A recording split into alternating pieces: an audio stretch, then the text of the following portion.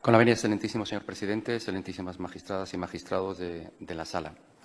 Ardua y dura la labor del juez penal porque en su conciencia reside no dejar sin condena un delito y librar del injusto castigo a un inocente. Somos conscientes de la brevedad del acto y, en aras a circunscribirnos a los plazos establecidos por la Sala, nos ratificamos íntegramente en todos los argumentos expuestos en nuestro escrito de recurso de casación e igualmente en la impugnación al escrito formulado por el Ministerio Fiscal, así como a las acusaciones particulares y populares.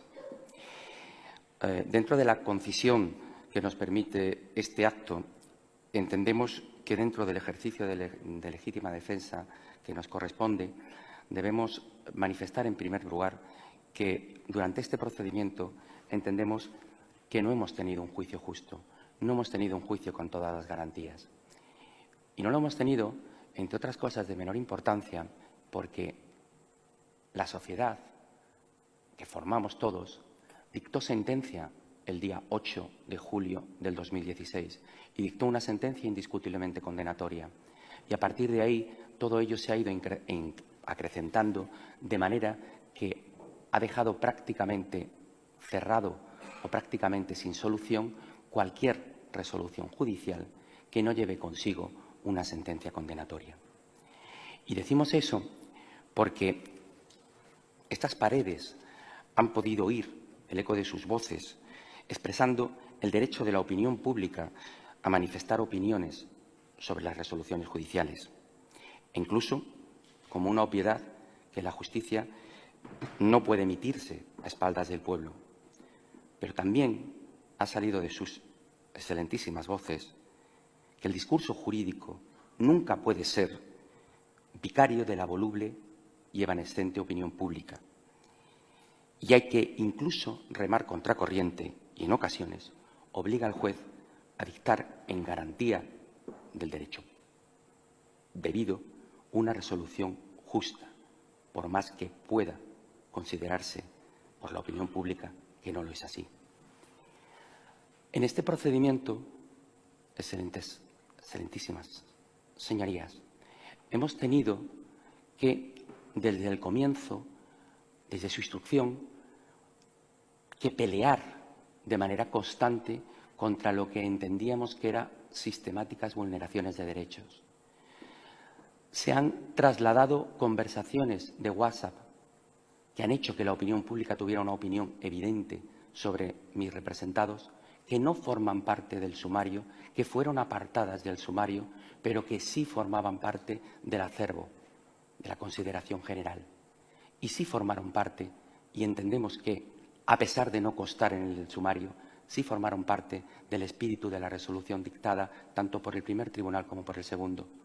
Y lo decimos porque, fíjense qué detalle más absurdo, la admisión de una prueba de detective propuesta por esta parte, que en un momento determinado simplemente se limitó a aportar una documentación que la denunciante había puesto de relieve en su Instagram un mes antes del juicio, colocando una camiseta que venía a poner un lema: hagas lo que hagas, quítate las bragas. Entendíamos que te podía tener trascendencia a la hora de valorar ese shock postraumático y a la hora de valorar el comportamiento previo y posterior, más allá de la libertad que podía tener en todo momento. Esa aportación de esa prueba hizo que el presidente de la Sala se viese en la obligación de hacer una nota de prensa justificando la admisión de la prueba. Hasta ahí se pudo llegar. Pero es más, el juicio tuvo que ser interrumpido porque uno de los días hubo una manifestación convocada en la puerta de la propia sala y que sus gritos impedían celebrar el juicio. ¿Se puede dictar una sentencia sin esa presión?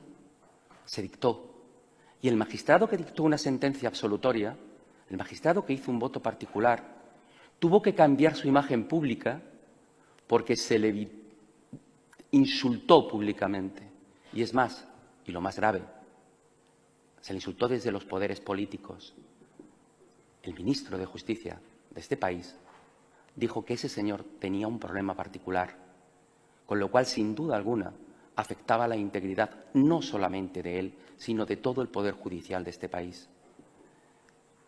Uno lleva a preguntarse, la sentencia que nosotros venimos a casar es la dictada por el Tribunal Superior de Justicia, que prácticamente repitió de manera automática y sin ningún tipo de análisis específico sobre los motivos del recurso de apelación.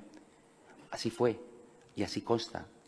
No se entró a analizar, simplemente se ratificó, insisto, prácticamente con expresiones estereotipadas y sin ningún tipo de entrar dentro del análisis de los hechos probados. Ciertamente,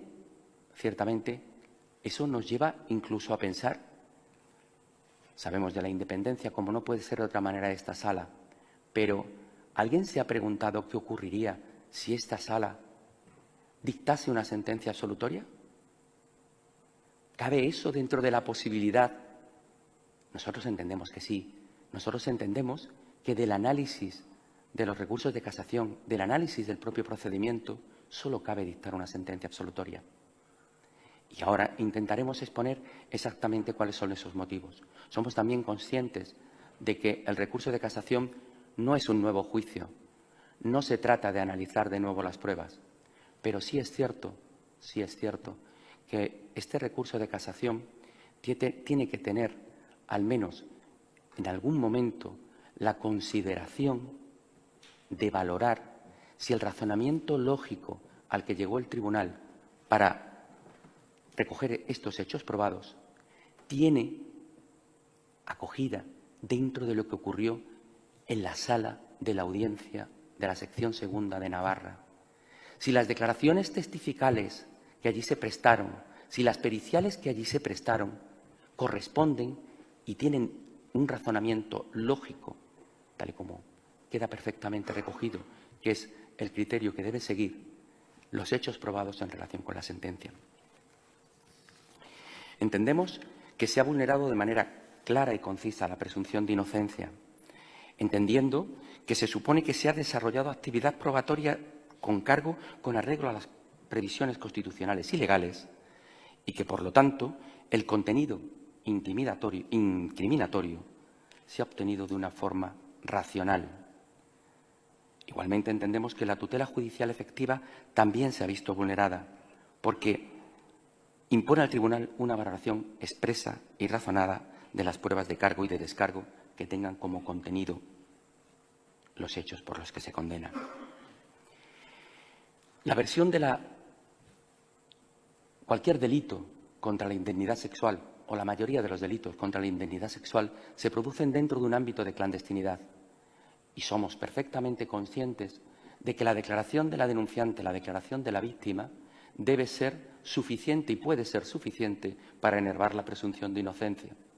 También somos conscientes de que eso, y así lo ha dicho esta sala, sentencia 493 del 17, también somos conscientes de que eso no empece el hecho de que tengan que seguirse mostrando todas y cada una de las garantías necesarias dentro del procedimiento.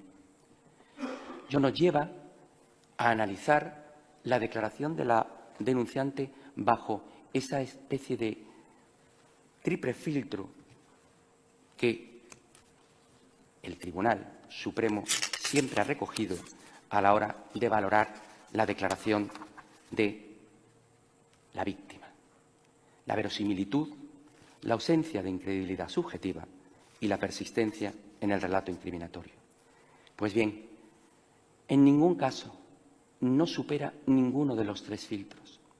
Tan es así que obviamente nos tenemos que ver compelidos a cuál fue la denuncia y comparar esa denuncia prestada en el mismo instante de ocurrir los hechos, compararla con su declaración sometida al principio de contradicción en la sala. Ni una sola de las afirmaciones que se vertieron en la denuncia fueron ratificadas en la sala, ni una sola. Y obviamente eso hay que ponerlo en relación con los hechos probados. Decía la ilustrísima representante del Ministerio Fiscal que, en el fondo, había que centrarse única y exclusivamente en lo que pasó dentro del portal. y con todos los respetos, entendemos que no puede ser así. Porque para darle validez al testimonio de la denunciante, para dar validez al testimonio de la víctima, hay que circunscribirse también a todos aquellos elementos colaterales que dan a pensar cómo se pudo llegar a ese portal. Y para ello, lo primero que tenemos que tener en consideración es desde cómo se conocieron, la denunciante poco menos que dijo que ni los saludó, que ellos se ofrecieron a acompañarla, pero que ella no sabía ni cómo se llamaban ni quién eran. Algo contradicho por las imágenes, que ve cómo se presentan, se saludan y obviamente tuvieron una mínima conversación. Algo tan absurdo y tan irracional como que dentro de la probable ordinariez, o incluso me atrevería a decir ordinariez, de alguno de mis patrocinados, se pudiera mantener una conversación en la que uno de ellos le dijese, dentro de ese ámbito de, permítaseme la expresión, ligar, se le pudiera decir algo tan absolutamente ordinario y despreciable como «has tenido mucha suerte, has conocido a un cinturón negro comiendo coños». No lo recordaba, pero no negó que se le pudiera decir.